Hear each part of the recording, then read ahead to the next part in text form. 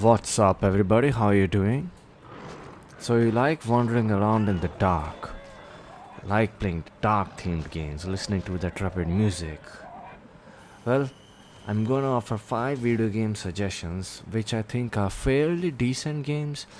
These are not RPGs, but these are games that I personally enjoyed, so I'm recommending them. So let's start with the list. First one is Amnesia Dark Descent.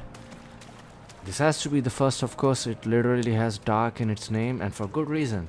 The game takes place inside a castle called Brennenburg, which have long hallways, dark, and you have to basically hold a lantern in your hand and try to navigate these castle hallways, but also solve a lot of puzzles.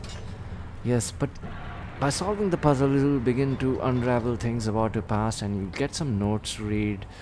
You'll be playing as Daniel, and sooner or later, you will start unlocking story.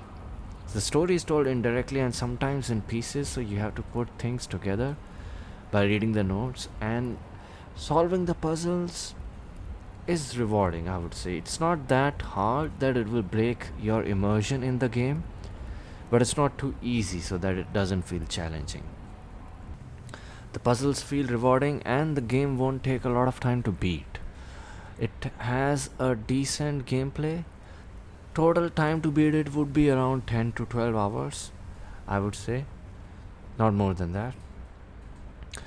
Dead Space 1. It's a sci-fi horror game where you play as Isaac Clarke and try to survive inside a spaceship.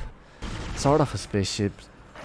It's a space mission gone wrong, and you control the camera from a third person perspective, unlike Amnesia. And this game is a lot more gameplay driven than Amnesia. They throw you in to survive an attack from necromorphs inside a space vessel called Ishimura. The game involves solving puzzles. Combat is there with upgradability to your suit and weaponry. Dead Space 1 and Dead Space 2 both are very good games in my opinion, and the game have a few Easter eggs, monsters, variety is very good. Each of the necromorphs have their own uniqueness. The game is fairly dark and has a lot of jump scares and a few gross moments.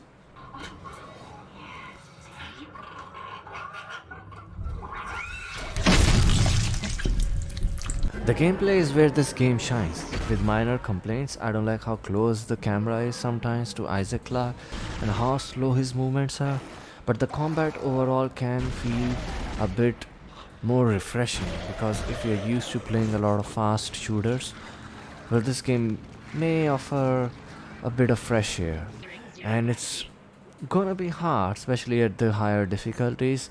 The navigation in this game requires puzzles to solve and using your abilities properly.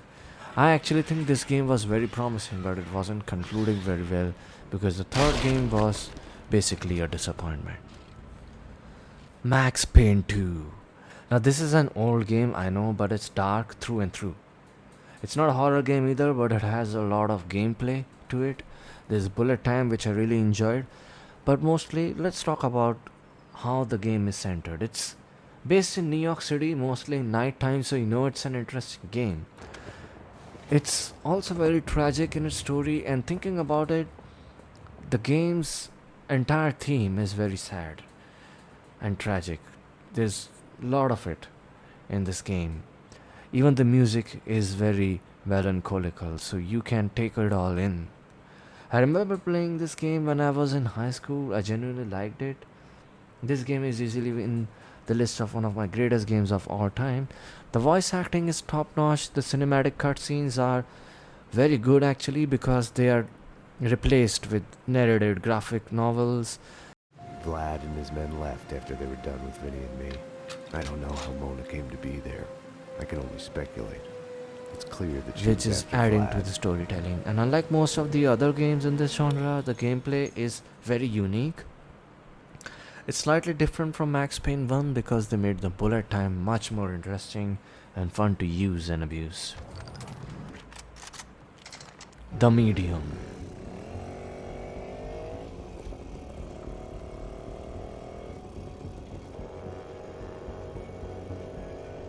Now this one is pretty new, and for those who don't like to play a lot of old games, this has RDX and all the next gen capabilities, so you got that. You will be playing as Marianne, who has the ability to navigate the spirit world and connect with spirits while being in the physical world as we know it. There's a split screen type of gameplay where you actually find some clues using your spirit abilities and navigate the spirit world first, and then use those clues to navigate the real physical world. This game is good because it is completely narrative driven, and there's a little bit of puzzle solving, but it's not going to break your immersion, and I think that is a good thing because the game basically has very light gameplay. So if your immersion breaks from the story, you start to get bored, but it isn't a long game and takes about 8 to 14 hours to beat.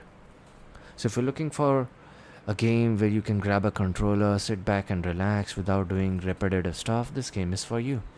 It's story rich, filled with dark themed sceneries and really good atmosphere. Outlast.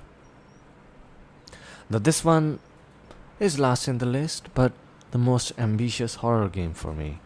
I was very excited for this game after watching its trailer. Outlast had managed to meet its expectations, and that is to create just the right atmosphere to give you scary bone-chilling experience on top of exquisite gameplay. The game is very unique in its survival horror experience, which creates a sort of urgency right from the start. You have to survive alone inside this asylum with little to no help. You're not a fighter, you have your camera, you can use night vision from that, and you run or hide. Filled with jump scares. The game is extremely dark, gory, and has a lot of graphical content, so it's only for adults. Strictly speaking, the game is easily one of the scariest games I have ever played, and as such, I highly recommend it.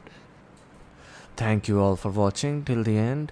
Making this video took some time. I'm trying to make more videos like this. I play a lot of games, and I think I can offer some really good suggestions. Depending on your taste, you may actually like them. So if you want me to offer suggestions for any specific video game, ARPG, third person, story rich, favorite FPSs, or even strategy games, let me know in the comments. I'll try to make a list of games and you'll probably like it.